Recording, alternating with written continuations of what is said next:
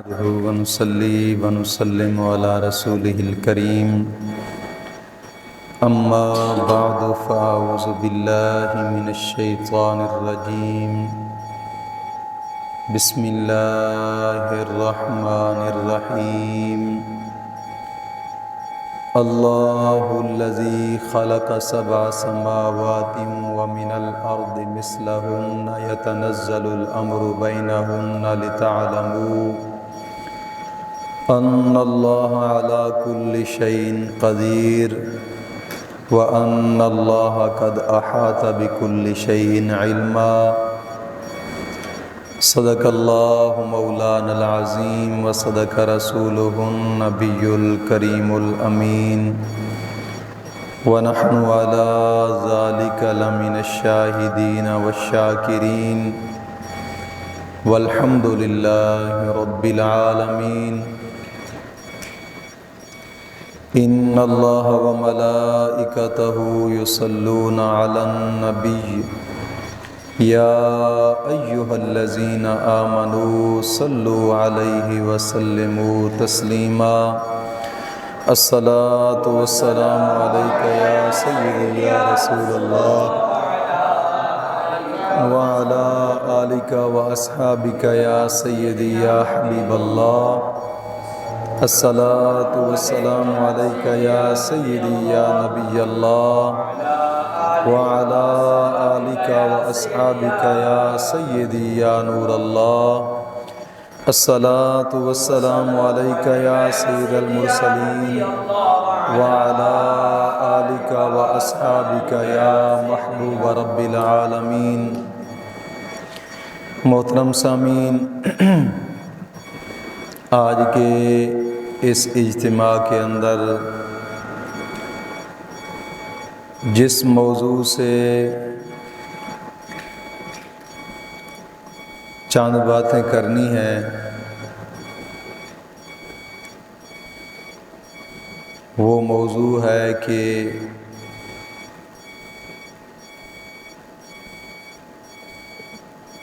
علم دین کی فضیلت۔ ایک بات ضرور یاد رکھیں کہ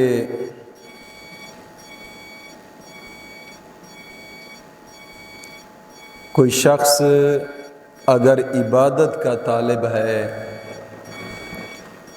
تو اس پر لازم ہے کہ سب سے پہلے وہ علم دین سیکھے،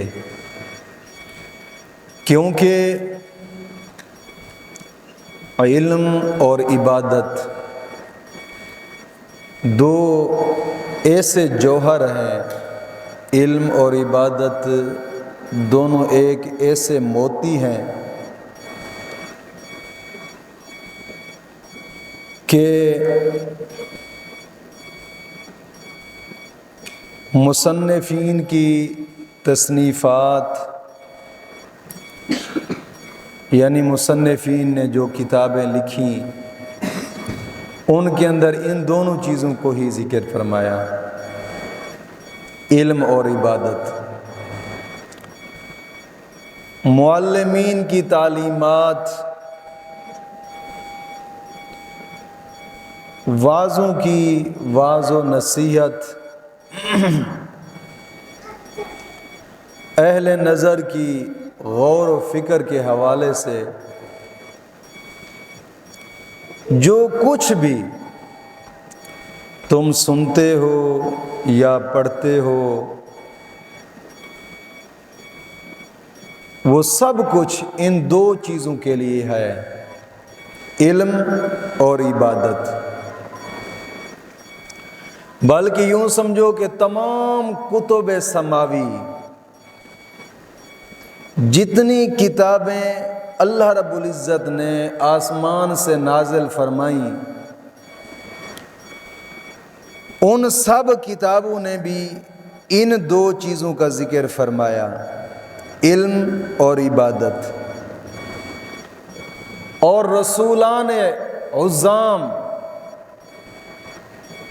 انبیاء کرام علیہم السلام 1,00,000 24,000 کم و پیش پیغمبر جو تشریف لائے ہیں ان دو چیزوں کے لیے، علم اور عبادت، آسمان اور زمین ان کے درمیان جو کچھ ہے آسمان اور زمین کے درمیان تمام مخلوقات انہی دو چیزوں کے کمال کے لیے ہیں۔ آسمان اور زمین، یہ جو بڑا کمرہ ہے نا،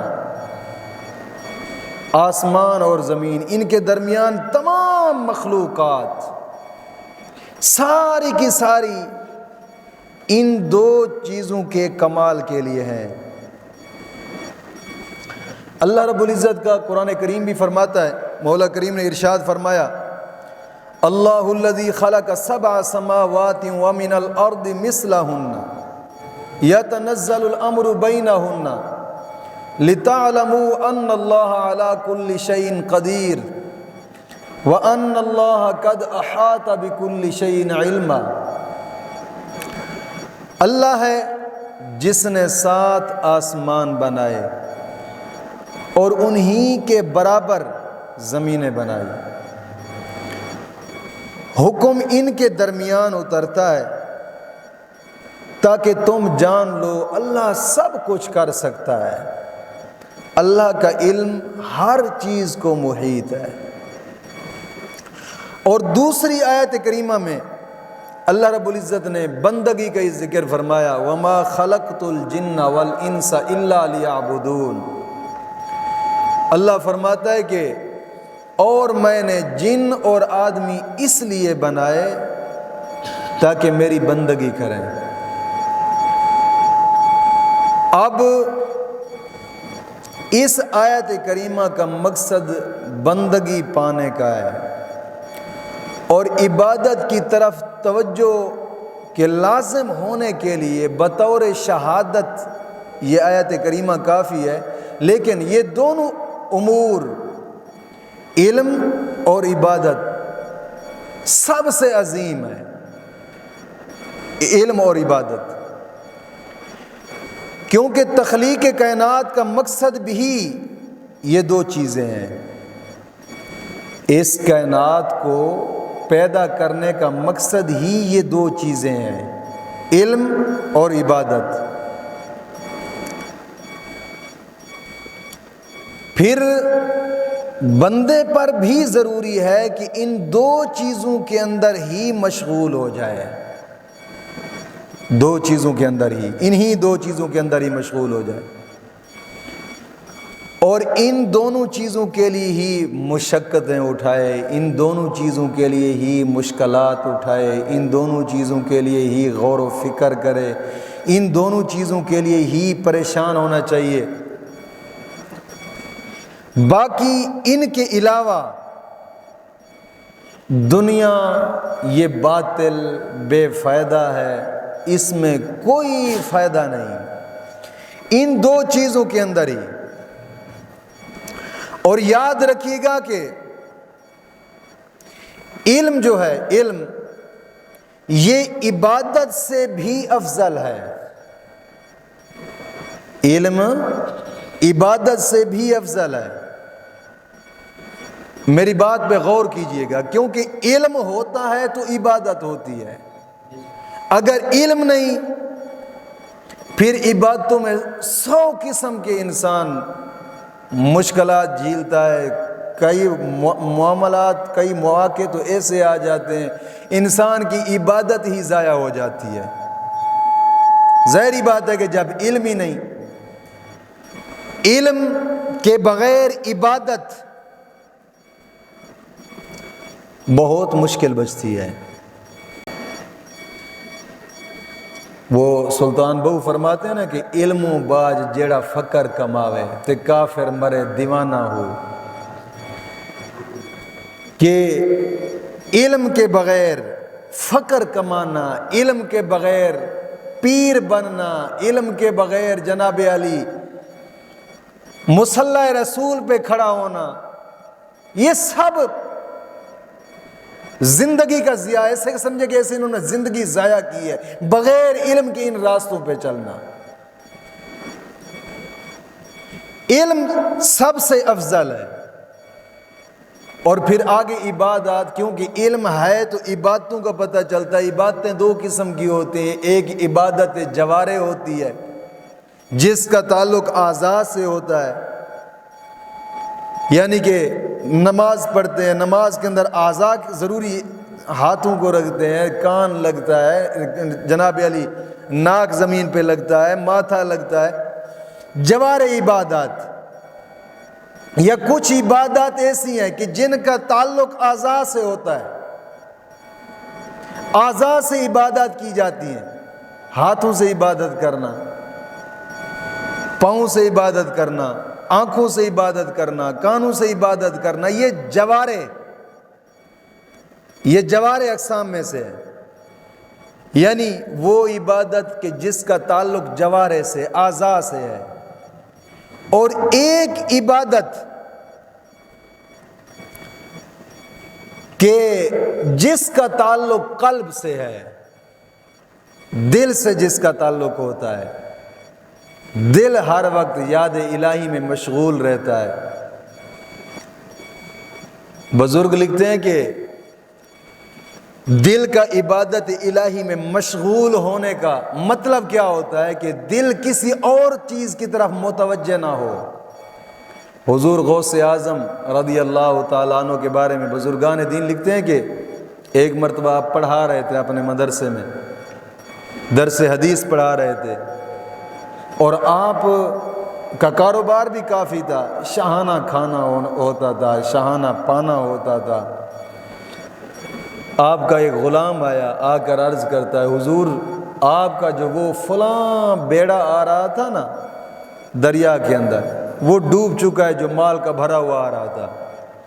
آپ نے دل کی طرف متوجہ ہوئے، آپ متوجہ ہو کر پھر سر اٹھایا، فرمایا الحمدللہ۔ تھوڑی ہی دیر گزری، پھر ایک غلام آیا، آ کر عرض کرتا، حضور وہ جو بیڑا آپ کا ڈوبا تھا نا، وہ اللہ رب العزت نے کنارے لگا دیا۔ پھر آپ نے دل کی طرف متوجہ ہوئے، متوجہ ہونے کے بعد سر اٹھایا، فرمایا الحمدللہ۔ غلاموں نے پوچھا، حضور خیریت تھی؟ بیڑا ڈوبا تھا تب بھی الحمدللہ، اب کنارے لگ گیا ہے اللہ کے فضل سے، پھر بھی الحمدللہ۔ آپ نے فرمایا کہ میں اپنے دل کو دیکھ رہا تھا، مال کے ضائع ہونے پہ کہیں پریشان تو نہیں ہوا، کہیں اللہ کے ذکر سے غافل تو نہیں ہوا، اور جب بیڑا کنارے لگا پھر میں نے الحمدللہ اس لیے بولا، کیا مال کے آنے سے میرے دل خوشی کے موقع پر کہیں رب کے ذکر سے تو غافل نہیں ہو گیا؟ یعنی دل سے عبادت کہ ایسی کہ دل کہیں اور طرف متوجہ نہ ہو۔ اور پھر جو عبادت جس کا تعلق جوارح سے ہے، پھر وہ دو قسم کی ہو جاتی ہے۔ ایک عبادت ہوتی ہے کہ بندے کا اپنے رب کے درمیان، بندہ اور رب کے درمیان جو معاملات ہوں، یہ ہوتی عبادت۔ جس طرح کہ نماز پڑھنی، نماز یہ رب کی عبادت ہے، روزہ رکھنا، حج کرنا، زکوٰۃ دینا۔ اور ایک عبادت ہوتی ہے کہ جس میں بندوں کے ساتھ باہمی تعلقات ہونا، بندوں کے ساتھ تعلقات ہونا۔ مثال کے طور پر نکاح کرتے ہیں، رشتہ جوڑتے ہیں ایک دوسرے کے ساتھ، یہ ایک عبادت ہے اگر نبی کی شریعت کے مطابق رب کے رضا کے لیے کی جائے۔ شادی ہے، اگر رب کی رضا کے لیے ڈھول ڈھمکے نہ ہوں، مزامیر نہ ہوں، یہ جناب علی کنجرہ کا پن نہ ہو، کچھ نہ ہو، اللہ کی رضا کے لیے نبی کی شریعت کے مطابق کی جائے، یہ شادی بھی عبادت بن جاتی ہے، یہ شادی بھی عبادت۔ اسی طرح خرید و فروخت، کوئی بندہ چیز خریدتا ہے، ایک فروخت کرتا ہے، ایک لیتا ہے، ایک دیتا ہے، اگر یہ بھی معاملات شریعت کے مطابق ہوں، یہ بھی عبادت بن جاتے ہیں، یہ بھی عبادت۔ اور جو اللہ اور بندے کے درمیان ہو، اس کو کہا جاتا ہے عبادات۔ اور جو بندوں اور بندوں کے درمیان میں ہوں، شریعت کے مطابق ہوں، انہیں کہا جاتا ہے معاملات۔ اگر معاملات بھی نبی کی شریعت کے مطابق کیے جائیں، یہ بھی عبادت ہے، یہ بھی عبادت بن جاتی ہے۔ لیکن بات یہ ہے کہ ان سب چیزوں کو اگر علم نہیں ہے تو پھر عبادت کو کیسے سمجھیں گے؟ اگر علم نہیں ہے کیا پتہ نکاح کیسے پڑھنا ہے، علم نہیں ہے خرید و فروخت کیسے کرنی ہے بازار سے، نبی کی شریعت کے مطابق کاروبار کرنا، نبی کی شریعت کے مطابق پھر اس کو جناب علی بیچنا، خریدنے والا بھی۔ حضرت عمر فاروق رضی اللہ تعالیٰ عنہ کے دور کے اندر جب آپ وقت کے خلیفہ ہوئے تو آپ نے اعلان فرما دیا تھا، خبردار ہمارے بازاروں میں وہ شخص کبھی خرید و فروخت نہ کرے جس نے علم نہیں سیکھا۔ آپ نے پابندی لگا دی تھی، جس نے علم نہیں سیکھا چیز بیچنے کے بارے میں وہ دکان نہ بنائے ہمارے بازاروں میں، جس نے خریدنے کا علم نہیں سیکھا وہ خریدنے کے لیے بازار میں نہ جائے۔ حضرت عمر فاروق رضی اللہ تعالیٰ عنہ نے اعلان فرمایا تھا اپنے دور کے اندر، اور یہ حدیث جامع ترمذی کے اندر موجود ہے۔ حضرت عمر فاروق نے فرمایا، خبردار ہمارے بازاروں میں وہ شخص کبھی چکر نہ لگائے جس کو خرید و فروخت کا علم ہی نہیں ہے۔ معلوم ہوتا ہے عبادات چاہے جائے وہ عبادات ہوں یا معاملات ہوں، دونوں ہیں عبادتیں، اگر نبی کی شریعت کے مطابق کی جائیں، رب کی رضا کے لیے کی جائیں، نبی کی شریعت کے مطابق کی جائیں، عبادت تب مقبول ہوتی ہے رب کی بارگاہ میں جب علم سیکھا جائے۔ ایک آدمی کو علم ہی نہیں ہے، پھر اس کی عبادت تو ظاہری بات ہے۔ آپ جتنے بھی دکاندار بیٹھے ہیں، آپ کیا چاہتے ہیں کہ نبی کی شریعت سیکھ کر دکانیں بنا کر بیٹھے؟ کاروبار جو بازاروں میں ہو رہے ہیں کیا نبی کی شریعت سیکھ کر بنائے ہوئے ہیں؟ علم سے دوری، دین سے دوری۔ جب دین سے دوری ہے تو پھر لوٹ ماری ہے بازاروں کے اندر، اور کیا ہے؟ کچھ بھی نہیں ہے۔ خریدنے والے کو پتہ بھی نہیں ہے کہ نبی کی شریعت کے مطابق کیسے خریدنا ہے، دینے والے کو بھی پتہ نہیں ہے کہ نبی کی شریعت کیا کہتی ہے، کتنا نفع لینا ہے ہم نے۔ بس ایک بچھو کی طرح آنکھوں سے اندھا جو مرضی ہے ڈنگ مار دیا، وہ نظام بن چکا ہے آج کل اس ماحول کے اندر، کیونکہ علم دین سے دوری۔ جب سے علم دین سے دوری ہوئی اب معاملات یہی بنے۔ معلوم ہوتا ہے کہ عبادات سے افضل علم ہے، علم عبادات سے افضل ہے۔ علم ہے تو عبادات بھی مقبول ہے رب کی بارگاہ میں، اگر علم نہیں ہے تو علم کے بغیر عبادات بھی مقبول نہیں ہے۔ اب آقا کریم صلی اللہ علیہ وسلم نے علم کی فضیلت بیان کرتے ہوئے ارشاد فرمایا، ان فضل العالم علی العابد کفضلی علی ادنی رجل من امتی۔ آقا کریم صلی اللہ علیہ وسلم نے فرمایا کہ بے شک عالم کی فضیلت عابد پر ایسی ہے جیسے میری فضیلت میری امت میں سے ایک ادنا شخص پر۔ ان فضل العالم، اب یاد رکھیے گا کہ اس عالم میں ہر اس شخص کو مت لے آئیں کہ جو مصلی رسول پر اس وقت کھڑا ہے تنخواہ کی خاطر، یا جو کھڑا ہے کہ جناب علی بس مصلی رسول پہ کھڑے ہوں، 4 ختم پڑھوں گا پیسے بن جائیں گے، چلو زندگی اچھی گزر جائے گی، میرے بچوں کا روزی یہاں سے چلتی ہے۔ فرمایا العالم، الف لام شروع میں لگایا، الف لام علم کے میدان میں معرفہ پر لگایا جاتا ہے، یعنی خاص عالم۔ خاص عالم کیا ہے؟ خاص عالم علماء حق ہیں جو دین دنیا کی خاطر نہیں بلکہ دین کی اشاعت کی خاطر، رب کی رضا کی خاطر اس دنیا کے اندر علم دین تقسیم کر رہے ہوں، وہ ہیں العالم سے مراد وہ لوگ ہیں۔ اب دوسرا فرمایا نظرت الی العالم احب الی من عبادت سنۃ صیامها وقیامها۔ کشف الخفا کے اندر ارشاد فرمایا عالم دین کو ایک نگاہ محبت سے دیکھنا. اب عالم دین یہ نہیں، علماء حق مراد ہے. علماء حق کہ جن کا دین تقسیم کرنا بھی رب کی رضا کے لیے، دین بیان کرنا بھی رب کی رضا کے لیے، لوگوں کی اصلاح کرنا بھی رب کی رضا کے لیے، ان کا چلنا اٹھنا بیٹھنا معاملات کاروبار سب کچھ شریعت کے مطابق رب کی رضا کے لیے ہوں، وہ عالم. اس کے بارے میں فرمایا نظرت الی العالم احب، فرمایا عالم دین کو ایک نگاہ محبت سے دیکھنا، ایک نگاہ محبت سے دیکھنا، ایک نگاہ الفت سے دیکھنا. فرمایا کہ الی من عبادت سنۃ، میرے نزدیک ایک سال کی عبادت سے بہتر ہے. آگے فرمایا صیامھا و قیامھا، دنوں کے روزوں اور راتوں کے قیام سے بھی زیادہ محبوب ہے ایک محبت کی نگاہ سے کسی علماء حق کی طرف دیکھنا. عبادت محبت کی نظر سے. اور تیسرا ارشاد فرمایا آقا کریم صلی اللہ تعالی علیہ وسلم کا فرمان مبارک ہے، میری طرف توجہ فرمائیں.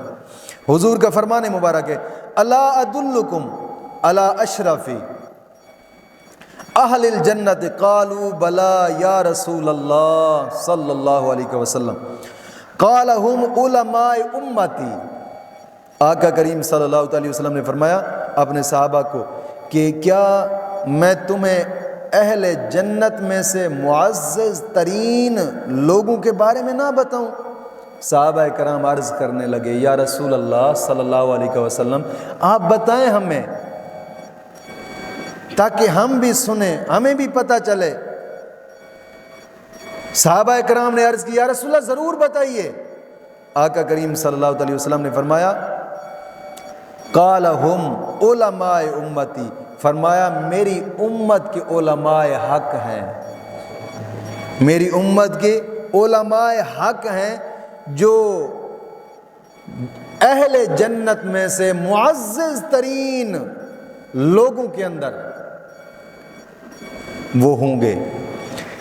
معلوم ہوتا ہے کہ علم عبادت سے افضل ہے، علم اصل ہے. ایسے سمجھیں کہ علم ایک جڑ ہے، درخت ہے، اور عبادت اس کا پھل ہے. اگر جڑ مضبوط نہیں پھل کیسے کھائیں گے؟ جڑ ہی کسی کھاتے کے نہیں ہے، پھل کہاں سے اگے گا اس کے اوپر؟ علم ایک جڑ اور درخت کی مانند ہے، عبادت جو ہے یہ پھل کی مانند ہے. جناب علی حضرت امام حسن بصری رحمۃ اللہ تعالی علیہ فرماتے ہیں کہ علم کو اس طرح حاصل کرو کہ عبادت میں کوہتائی نہ ہو. علم کو ایسے حاصل کرو کہ عبادت میں کوہتائی نہ ہو. عبادت اس طرح کرو کہ علم کو نقصان نہ پہنچے. عبادت اس طریقے سے کرو کیونکہ علم پیشوا ہے، علم پیشوا ہے، اور عمل جو ہے یہ عمل اس کا تابع ہوتا ہے. سراج الطالبین کے اندر فرمایا نا العلم امام العمل ہے، علم جو ہے یہ عمل کا امام ہے. اور فرمایا والعمل تابعہ، عمل اس کا تابع ہوتا ہے. کیا مطلب؟ کہ جیسا علم ویسا عمل. علم اچھا ہے عمل اچھا ہوگا، علم برا ہے عمل برا ہوگا. اب تھوڑی سی میری طرف توجہ کر، میں ایک چھوٹی سی مثال دے کر بات کو سمجھاتا ہوں. اکثر طور پہ آپ لوگوں نے بھی دیکھا ہوگا کہ دنیاوی تعلیم جب حاصل کرنے کے لیے بچے جاتے ہیں، لوگ جاتے ہیں، تو سکول کی دیواروں پر لکھا ہوتا ہے العلم فریضۃ علی کل مسلم و مسلمہ. ایسے ہوتا ہے کہ علم دین کا سیکھنا ہر مسلمان مرد عورت پر فرض ہے. اب علم وہ کون سا علم؟ اب علم ہے دو طرح کا. ایک ہے علم جو انسان کو بے عمل بناتا ہے، ایک علم وہ ہے کہ جو انسان کو عمل والا بناتا ہے، نیک بناتا ہے. کیونکہ علم عمل جو ہے یہ علم کے تابع، علم جیسا ہوگا ویسا عمل ہوگا. علم اچھا ہے عمل اچھا ہوگا، علم برا ہے عمل برا ہوگا۔ اس لیے تو دیکھیں نا، انسانیت کی شروعات ہی علم سے ہوئی، انسانیت کی شروعات ہی علم سے ہوئی۔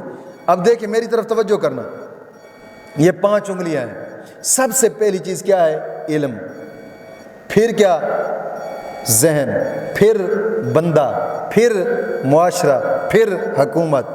اب علم ہوگا اچھا، علم ہے اچھا ذہن اچھا، علم برا ذہن برا، ذہن اچھا بندہ اچھا، ذہن برا بندہ برا، بندہ اچھا معاشرہ اچھا، بندہ برا معاشرہ برا، معاشرہ اچھا حکومت اچھی، معاشرہ برا تو حکومت بری۔ یعنی شروعات علم سے ہے۔ اب جتنی بھی اس دور کے اندر تباہیاں مچی ہوئی ہے نا، یہ علم کی بے عملی ہے۔ اب خود سمجھ لینا چاہیے کہ علم ہے کون سا جو انسان کو اچھا بناتا ہے، کیونکہ عمل تو علم کے تابع ہے، عمل علم کے تابع ہے۔ علم اچھا ہے تو عمل اچھا ہوگا، علم برا ہے تو ظاہری بات ہے عمل برا ہوگا۔ اس لیے علم سیکھیں، اور علم سیکھ کر اچھا علم سیکھیں، اور علم سیکھ کر پھر اس پر عمل کریں، تب انسان کی دنیا بھی اور آخرت بھی سنور جاتی ہے۔ مولا کریم دین متین کی سمجھ عطا فرمائے۔ وما علینا الا البلاغ المبین۔